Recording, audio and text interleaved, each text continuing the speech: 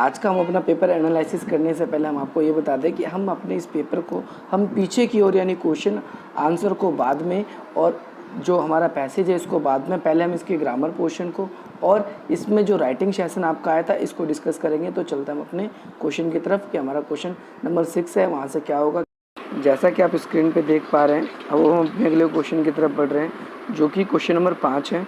ये जो question number 5 है ये 3 पार्ट्स में डिवाइड होकर आया है। पार्ट ए जिसके अंदर आपको प्रीपोजिशन फिल करना है, पार्ट बी जिसके बारे में हम आपको बता दें कि पार्ट बी है, पार्ट बी के अंदर आपको करेक्ट वर्ड है उसको चूज़ करना है, और पार्ट सी जो है इसके अंदर भी करेक्ट वर्ड आपको ब्रैकेट में दिए गए हैं इसके अंदर से आपको चूज़ करके लिखना है।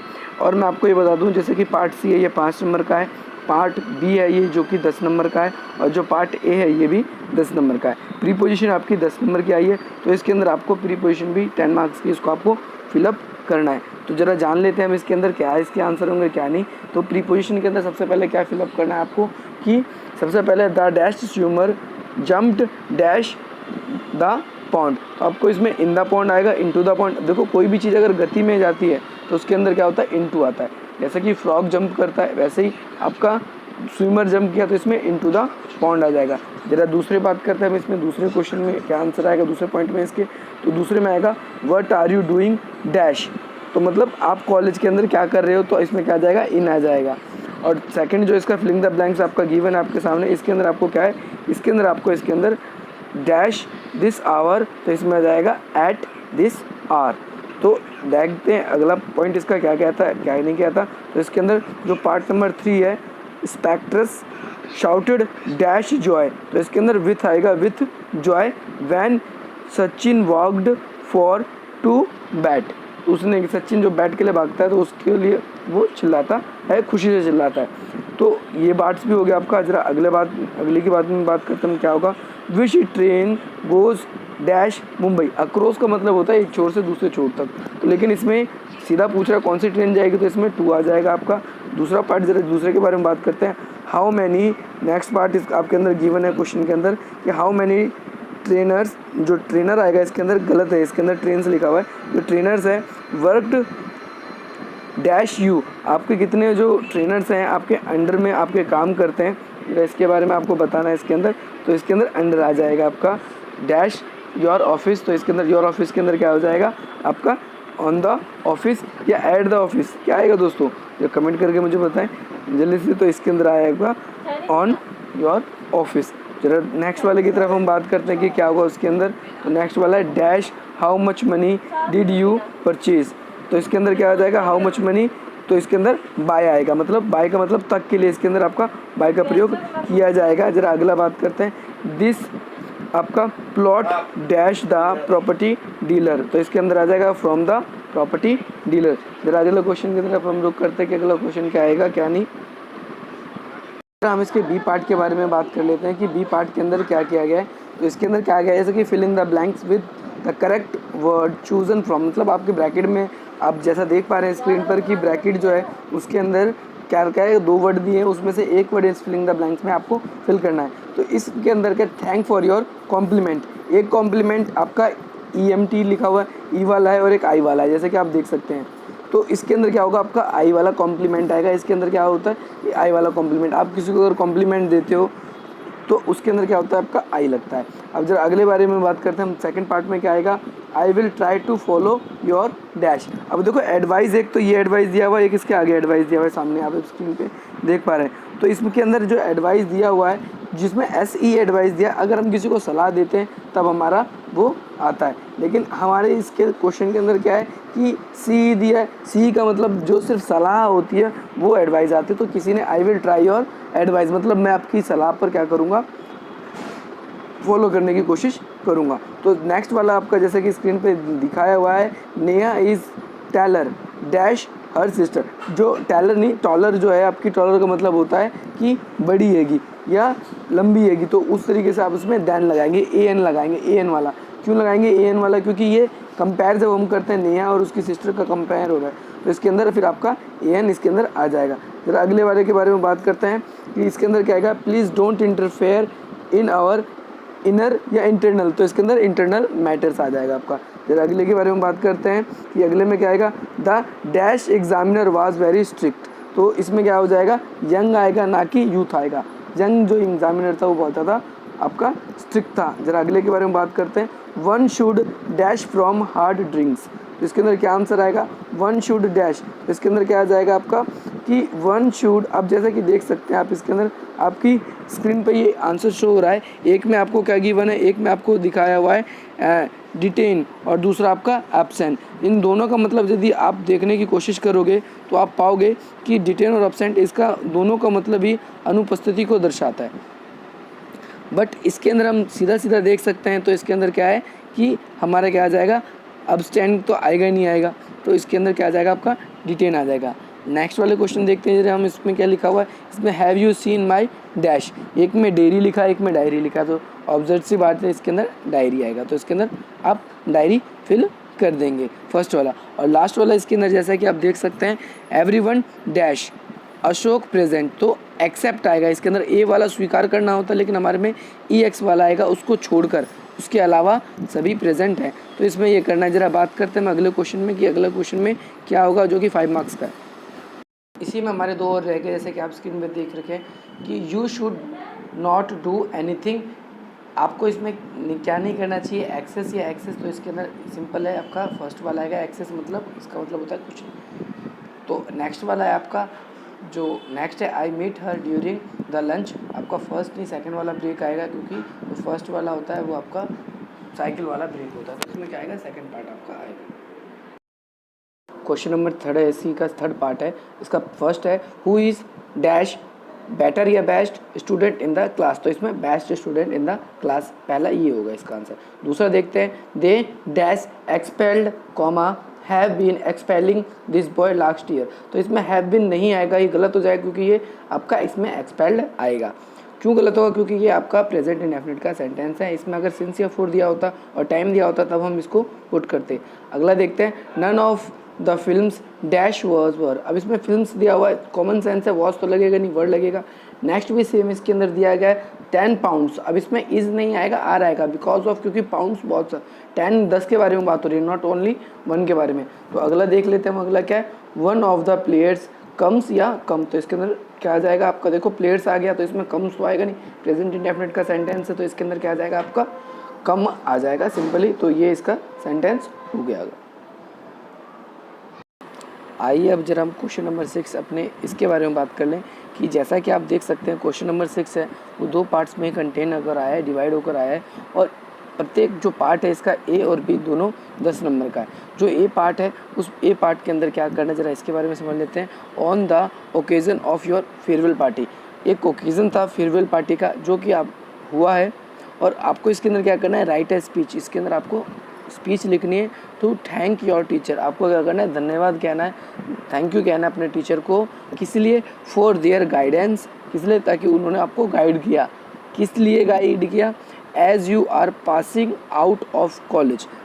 आपने क्या किया कि कॉलेज जो है उसको पास आउट किया, उसके लिए उन्होंने आपको पास आउट करने वाले हैं, या उसके लिए उन्होंने क्या किया कि आपको गाइड किया है, इसके लिए आपको इसके अंदर लिखना आएगा।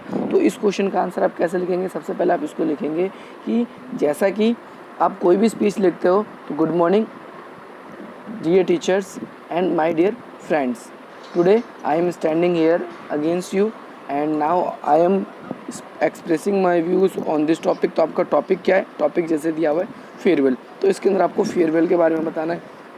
एज़ आप कॉलेज स्टूडेंट हो, आपने फिल्मों में या फिर कॉलेज में, वैसे भी अपने स्कूल टाइम में भी 12th क्लास में भी आपने देखा होगा कि किस प्रकार से फेयरवेल होता है। तो आपने उन फेयरवेल को पूरा एंटरटेन किया, यूज़ किया अपने उसको, और जो टीचर थे आपके, टीचर ने आपको किस प्रकार गाइड किया, आपको इसके बारे में इसके अंदर अच्छे से आपको मेंशन करना है कि भाई टीचर आपको किस प्रकार आपके एग्ज़ाम के लिए पास होने के लिए गाइड करते हैं, कि आपका फ्यूचर कैसे डिपेंड करता है उस पर, ETC इस तरीके से वगैरह वगैरह। तो जरा दूसरा क्वेश्चन देखते हैं, वो भी बहुत इंपॉर्टेंट है, वो भी 10 नंबर का क्वेश्चन है, जैसा कि आप अपनी स्क्रीन पे देख पा रहे हैं। तो इस क्वेश्चन को आप कैसे लिखेंगे, write an application to your principal. आपको क्या करना है, एक एप्लीकेशन लिखना है, किसको लिखना है, प्रिंसिपल को लिखना है, ऑफ योर कॉलेज। अब प्रिंसिपल भी कहाँ का है, भाई आपके कॉलेज का प्रिंसिपल है। Requesting him to allow you to organize cultural fest in the college. कि भाई आपका जो कॉलेज है, कॉलेज के अंदर क्या है, एक कल्चरल फेस्ट ऑर्गेनाइज़ किया जाए, इसके लिए आपको प्रिंसिपल सर से रिक्वेस्ट करनी है। तो जैसे कि ये फॉर्मल लेटर है, आपको फॉर्मल लेटर की तरह 10 नंबर में लिखना है। तो आपको कैसे लिखोगे, आप सबसे टू द प्रिंसिपल, फिर आप अपने कॉलेज का नाम लिख देंगे, उसके नीचे एड्रेस, फिर सब्जेक्ट डाल देंगे नीचे, सब्जेक्ट डालने का डियर सर। अब आपको क्या करना है, आप अपने बारे में बताना चाहते हैं तो अपने बारे में बता सकते हैं, भाई हम इस ईयर के स्टूडेंट हैं, स्पोर्ट्स के हैं, हम आपसे ये रिक्वेस्ट करना चाहते हैं कि भाई हमारे स्कूल में कल्चरल फेस्ट होता है कि लोगों को कल्चर के बारे में पता चल सके, या फिर हमारे कॉलेज में और नाम हो सके, ETC। जैसा कि आप जानते हो कि हर कॉलेज में फेस्ट होता है। SOL को अगर हम छोड़ देते हैं तो इसके अलावा नॉन कॉलेज हो गए या और भी कॉलेज होते हैं, सब जगह फेस्ट होते हैं। तो आपको उस फेस्ट के बारे में बताना है कि भाई आपके कॉलेज में फेस्ट ऑर्गेनाइज़ किया जाए, उसके लिए आपको इसके अंदर लिखना है। तो ये क्वेश्चन है। आई होप आपको ये क्वेश्चन समझ में आ गया होगा कि इस क्वेश्चन के अंदर करना ही क्या था और क्या नहीं। तो चलिए दोस्तों, अब बात करते हैं हम इसके क्वेश्चन आंसर में, इसमें क्या क्वेश्चन पूछे गए हैं और उसका क्या उत्तर आपको लिखना चाहिए था। तो क्वेश्चन पूछा गया, what is the object of animal school. जो एनिमल स्कूल खोले गए थे उसके, एनिमल स्कूल अभी किसको चैप्टर से आया, तो ये क्वेश्चन आया लर्निंग कैन बी फन। उसमें जंगल में सभी जानवरों के लिए क्या किया जाता है कि स्कूल खोला जाता है, और उस स्कूल के अंदर क्या होता है, सबको क्या कहा जाता है कि भैया सबको तैरो। जो बत्तख होता है वो तो तैर लेता है, लेकिन दौड़ने के लिए कहा जाता है तो उसके पैर जो होते हैं वो फट जाते हैं। और ऐसे और भी जानवर रहेंगे, जो कि खरगोश है, खरगोश होता है वो तेज़ दौड़ तो लेता है, लेकिन पेड़ पे जब उसे चढ़ने के लिए कहा जाता है तो उसमें पिछड़ जाता है। ताकि लर्निंग कैन बी फन, मतलब हम इसको ये सिखा सके, इस क्वेश्चन के अंदर ये आंसर लिखना था कि हर एक व्यक्ति में कोई एबिलिटी होती है, उसको अपने एबिलिटी को पहचान कर हम उनको उसी के हिसाब से हमें सिखाना चाहिए ताकि वो फन हो जाए। उसके लिए जरा अगले क्वेश्चन के बारे में बात करते हैं कि अगले क्वेश्चन में हमें क्या लिख रहा था। अगले क्वेश्चन में लिखना है, in what way is writing a political और सोशल एक्टिविटी। मतलब वो जो हम लिखते हैं तो उसमें कोई ना कोई हमारा स्वार्थ छुपा होता है। जैसे आप आज पेपर देकर आए तो आपका ये स्वार्थ छुपा है सोशली, आप कि भाई सोशली और पॉलिटिकली भी, कि भाई आपको उसको अच्छे मार्क्स मिले, आप पास हो जाओ, आपको ग्रेजुएट की डिग्री मिले आगे चलकर। उसके अंदर क्या होता है, हम अपने समाज में किसी न किसी लोग को दिखाने के लिए और चीज़ें एक्टिविटी करने के लिए क्या करते हैं, हम अपनी राइटिंग को लिखते हैं। तो इसके अंदर ये आंसर लिखना था। अगले क्वेश्चन में क्या पूछा गया है, how does the sons purpose to construct a material of their love for the mother. जो इसके अंदर जो सुरेश होता है वो किस प्रकार से अपनी मम्मी के लिए अपनी सहानुभूति प्रकट करता है, उनकी कही हुई बातों को मानता है, इसके बारे में इसके अंदर लिखना था। उनसे कितना प्रेम करता है कि उनकी बातें भी वो नहीं मानता। उसकी माता उसके जैसे के लिए शादी के लिए डिसाइड करती है कि भैया बेटा आपको शादी करनी है। अब तो वो बिन माता के दबाव में आकर क्या करता है, वो शादी करने के लिए भी रेडी हो जाता है। तो इस क्वेश्चन के अंदर आपको ये लिखना था। नेक्स्ट है, व्हाट आर्ग्यूमेंट्स डज दिनेश। जो दिनेश था उसने क्या argument offer of the circumstances of the Mantra of young generation. जो यंग जनरेशन है उसके बारे में दिनेश जो है उसने क्या बताया कि आज कैसे वो पैसा कमाने के लिए ऊपर बगी पड़ी है, कोई मेहनत करना नहीं चाहता, बस ये है कि भैया उन्हें अच्छी जॉब मिल जाए और वो उससे अच्छा पैसा कमा सके और अच्छा काम कर सके। बस इसके बारे में इस क्वेश्चन के अंदर आपको लिखना था, नहीं लिखना था, क्योंकि 30 से 50 शब्दों में ही लिखना है। जरा और बात करते हैं हम इस क्वेश्चन के अंदर और भी क्या क्वेश्चन पूछे गए हैं। क्वेश्चन नंबर 1 में आपको कोई भी 5 करने थे तो इस तरीके से आपने इसके अंदर क्वेश्चन कर दिया होगा। जरा अगले क्वेश्चन के बारे में हम बात करते हैं। दोस्तों अगले क्वेश्चन के बारे में पढ़ते हैं, हम रुक करते हैं। अगला क्वेश्चन आपसे क्या पूछा गया, how are the examination question are different from teaching question. जो पढ़ाने वाले क्वेश्चन होते हैं आपको पता है वो डिफरेंट होता है एग्जामिनेशन क्वेश्चन से, क्योंकि एग्जामिनेशन में आपकी पूरी नॉलेज के बारे में एनालिसिस किया जाता है, पूछा जाता है कि भैया क्या आपको पता है उस चैप्टर से रिगार्डिंग, क्या नहीं पता। और जो लर्निंग वाले क्वेश्चन होते हैं टीचिंग के टाइम पे आपको जो सिखाए जाते हैं तो वो क्या क्वेश्चन, तो किसी एक चैप्टर से रिगार्डिंग होता है, वो दूसरे अदर चैप्टर से नहीं होता, उसी कॉन्सेप्ट से रिगार्डिंग होता है। तो देखते हैं अगला क्वेश्चन क्या है। अगला क्वेश्चन ये चीफ रिक्वायरमेंट वाला क्वेश्चन है, जो आपको हमारी वीडियो में आपको आसानी से अवेलेबल मिल जाएगा, आप वहाँ जाकर देख सकते हैं। नेक्स्ट क्वेश्चन है, why does Mia Bin continue to ignore Mannu's activity. जो मनी बेन होती है वो क्या करती है कि जो मन्नू होता है उसकी एक्टिविटी को लगातार इग्नोर क्यों करती है, इसके बारे में आपको इसके अंदर बताना है। तो जरा अगले क्वेश्चन की तरफ हम रुक करते हैं कि भाई 5 नंबर का क्वेश्चन है वो तो आपके इतने इजी आए थे, अगर आप उसको देखें उसका आंसर आप अभी मैं आपको सामने बता देता हूँ कि आपने कितनों ने बहुत अच्छा आंसर लिखा है, कितनों ने गलत लिखा है।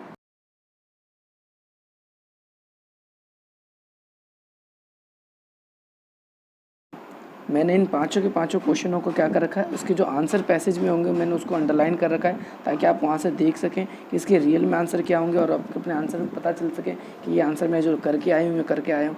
जो मॉर्निंग में तो लड़कियाँ हैं उनका पेपर किस प्रकार का रहा है, किस प्रकार का नहीं रहा, और उन्होंने कितना हद तक ठीक किया एग्ज़ाम से पहले, आपके मार्क्स के स्कोर आपको पता लग सकते हैं। पैसेज के फर्स्ट क्वेश्चन का आंसर रेड पेन से अंडरलाइन किया गया है, जैसा कि आप स्क्रीन पे देख सकते हैं। अब आपके सामने दूसरे क्वेश्चन का आंसर अंडरलाइन इसी प्रकार से, फिर तीसरे, फिर चौथे, फिर पांचवें क्वेश्चन का होगा। क्वेश्चन नंबर सेकंड का आंसर जैसा कि आप देख सकते हैं, आगे जो अंडरलाइन होगा, अगला जो हमारा पेज आएगा वो थर्ड क्वेश्चन का होगा। फिर इसके बाद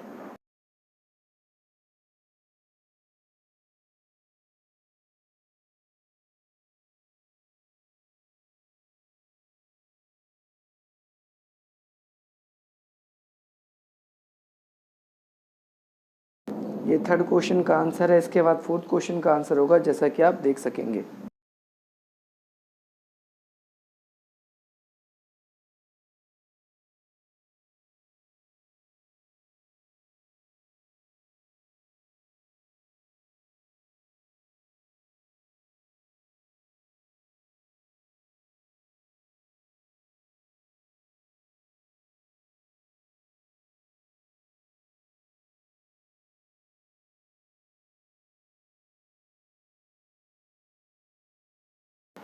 नेक्स्ट क्वेश्चन का आंसर आपके सामने अब होगा, जो कि इसका लास्ट क्वेश्चन होगा।